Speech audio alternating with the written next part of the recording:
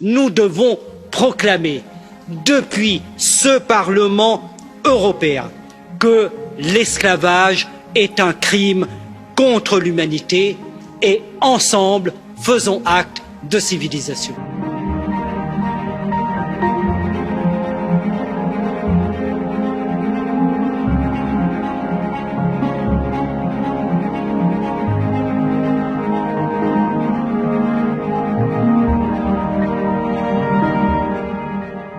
Un fait divers tragique est devenu un événement politique majeur.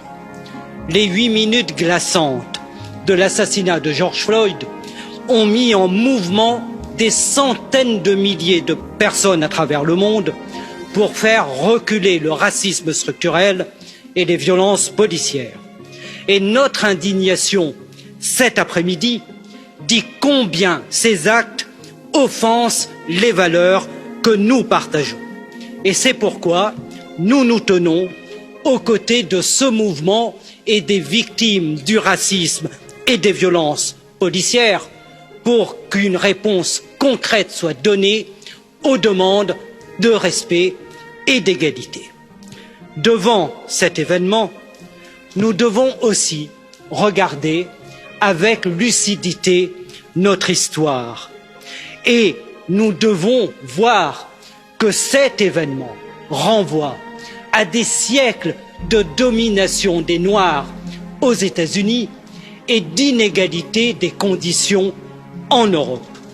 Gardons à l'esprit que notre histoire européenne a toujours oscillé comme une pendule entre la barbarie et la civilisation, que c'est en Europe, malgré la raison, malgré les Lumières, que les pires théories de hiérarchisation des races sont nées pour justifier les conquêtes, pour justifier l'esclavage, pour justifier la colonisation et pour justifier l'Holocauste.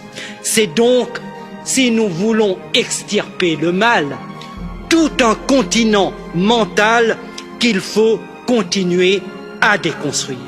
Et c'est aussi tout un système de violence économique qu'il faut combattre parce que, nous l'observons, les inégalités sociales continuent toujours de recouper des inégalités raciales. Dans ce travail que nous devons accomplir, Monsieur le Président, les symboles comme la mémoire ont leur importance.